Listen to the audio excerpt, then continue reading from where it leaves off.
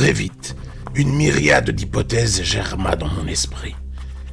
Le tueur force-t-il sa petite victime à écrire cette missive afin d'y prendre son malin plaisir?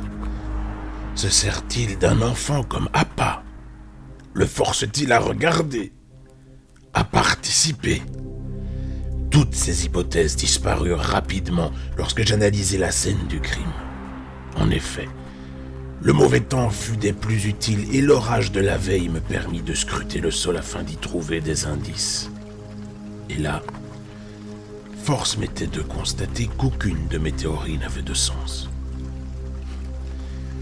La vérité semble être bien pire. Le sol du parc boisé qui entoure l'abbaye est argileux. La moindre averse le transforme en pataugeoire.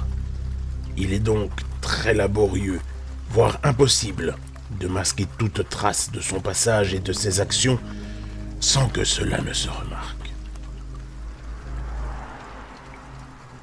Le corps d'Arnaud avait été traîné depuis l'arrière-porte de l'abbaye qui donnait directement dans la cuisine. Mais ce n'est pas là qu'il a trouvé la mort.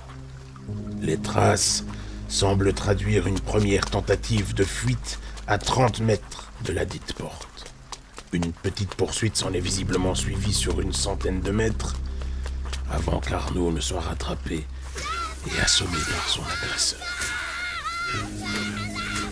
Les traces s'uniformisent ensuite directement jusqu'au pied de l'arbre où une nouvelle lutte semble avoir eu lieu. C'est très certainement là que l'assassin a étranglé l'enfant, lui a défoncé les dents et l'a égorgé avant d'introduire la boule d'aluminium au fond de sa gorge. Seulement voilà. Il n'y a que 2 types de traces de pas différentes dans la boue qui entoure la scène du crime. Et chacun semble être celui d'un jeune enfant. Du 32 ou du 34 de pointure, à n'en point douter. Mais le monstre que nous cherchons serait donc un enfant. Le même enfant qui aurait alors écrit la lettre qu'il a fait avaler post-mortem à Arnaud. Nous savons à présent qu'il n'en fut pas lui-même l'auteur. La graphologie ne permet pas de doute à ce sujet. Sommes-nous face à un enfant tueur? Mais alors, comment? Le modus operandi est strictement le même. Cela voudrait dire que cet enfant du diable a pu se rendre à la clinique et chez les Delphines. Mais ça ne colle pas. Bien sûr que non. Et pas uniquement pour ça.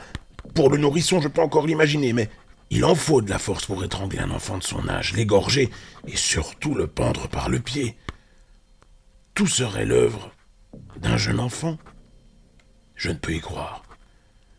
De plus, après autopsie, il était constaté que l'enfant était maîtrisé par un violent coup sur les reins donné par un objet contendant d'une dizaine de kilos. Un coup si puissant que le bas de son dos en fut brisé. Comment un jeune enfant d'à peu près son âge aurait-il pu en être capable? Aurait-il seulement réussi à soulever le dit objet avec peine qu'il lui aurait fallu pouvoir frapper avec? Et frapper fort, au point de terrasser sa victime et de lui en briser les vertèbres. Et quel sang-froid il faut pour commettre un tel acte? Du sang-froid ou un manque total de conscience? La folie n'attend pas le poids des années et ce ne serait pas le premier cas d'enfant fou dont les grandes histoires du crime pourraient se targuer. Tandis que j'étais chez moi en train de regrouper mes esprits, la sonnerie métallique de mon téléphone déchira à nouveau la nuit. Bardin m'annonçait une nouvelle victime. Un bébé d'1 an et demi, tout au plus. Il venait d'être trouvé mort, pendu, vidé et étranglé, dans l'un des greniers de l'abbaye. Nul ne sait qui il est, ni d'où il vient.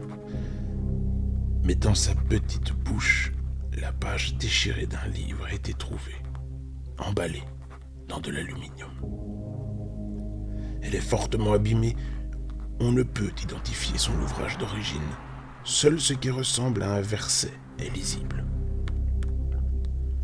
Le monde sombrera lorsque les anges viendront à mourir. Voilà les raisons qui me firent m'installer dans l'abbaye. L'assassin semble avoir trouvé son centre d'action. L'enfant n'a visiblement pas été tué ici, mais il y a été emmené. L'abbaye serait-elle la clé ?